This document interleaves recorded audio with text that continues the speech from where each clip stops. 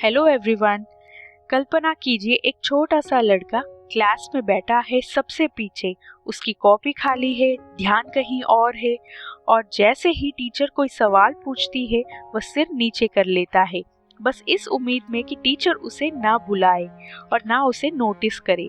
एक दिन उससे कोई गलती हो जाती है क्लास में तो कुछ बच्चे उसे देखकर हंसने लगते हैं। टीचर गहरी सांस लेकर कहती है कि इसका दिमाग सही नहीं है, इसका दिमाग टूटा हुआ है। और वो छोटा लड़का था जिम क्विक। लेकिन किसी को नहीं पता था कि यही लड़का आगे चलकर दुनिया का सबसे बड़ा ब्रेन कोच बनेगा और उसकी यही पूरी यात्रा कमजोर दिमाग से एक लिमिटलेस ब्रेन तक इसी किताब में है, जिसका नाम है लिमिटलेस। लेखक की जिंदगी के मोड़ में कुछ सालों बाद जिम कॉलेज में है, पढ़ाई में पीछे, थके हुए और हार मानने के करीब। एक रात वह जवाब ढूंढते ढूंढते लाइब्रेरी में सो जाते हैं। वह थकान, कंफ्यूजन और निराशा से टूट जाते हैं। लाइब्रेरियन उसे उठाती है, चाय देती है और एक वाक्य कहती है जो उसकी पूरी जिंदगी बदल देती है। समस्या ये नहीं है कि तुम कितने बुद्धिमान हो, समस्या ये है कि तुम्हें सीखना कैसे है, ये कभी सिखाया नहीं गया। ये बात उसके दिल तक उतर जाती है। पहली बार जिम खुद से पूछते हैं, क्या मेरा दिमाग सच में टूटा हुआ है या मुझे सिर्फ सही तरीके चाहिए? और यही से लिमिटलेस की शुरुआत होती है।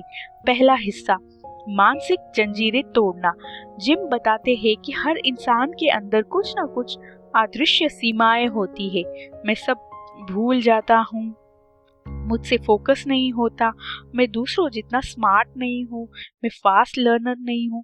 ये सब एक बिलीफ सिस्टम है, मतलब वो गलत कहानियाँ जो हम खुद को बार बार सुनाते रहते हैं। जिम सिखाते हैं कि इस कहानियों को कैसे फिर से लिखा जाए, प्रेरणा के डायलॉग से नहीं बल्कि प्रैक्टिकल तरीके से, जो आपके दिमाग को उसके असली पावर का एहसास कराए।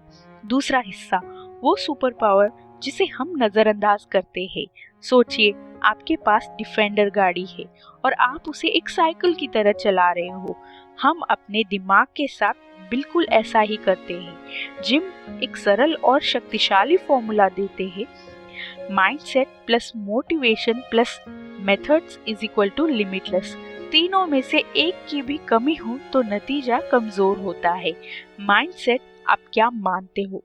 मोटिवेशन, आपका मजबूत क्यों? मेथड्स, आप क्या तरीके अपनाते हो? ये किताब तीनों को अनलॉक करना सिखाती है।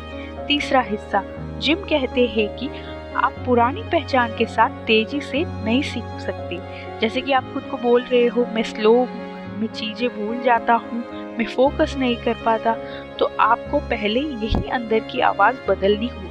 किताब सिखाती है कि कैसे मैं नहीं कर सकता हूँ को मैं सीख सकता हूँ, मैं कैसे बदला जाए। चौथा हिस्सा, मोटिवेशन, अपना वाई ढूंढो। जिम सिर्फ मोटिवेशनल कोट्स में यकीन नहीं करती, वह पर्पस सिखाते हैं।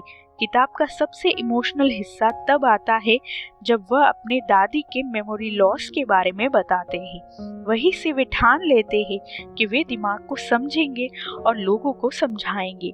इस भाग में वे सिखाते हैं असली मोटिवेशन कैसे बनती है, कंसिस्टेंसी कैसे आती है, प्रोक्रेस्टिनेशन कैसे टूटता है, सीखने को और कैसे मजेदार बनाया जाए। जब आपका क्यों मजबूत होता है तो आपका कैसे आसान हो जाता है। जैसे कि लेखक को अपना क्यों मिल गया है, वो दिमाग को समझना चाहते हैं और लोगों को सिखाना भी चाहते हैं। पांचवा हिस्सा, जिम सीधे प्रैक्टिकल तरीके की बात करते हैं।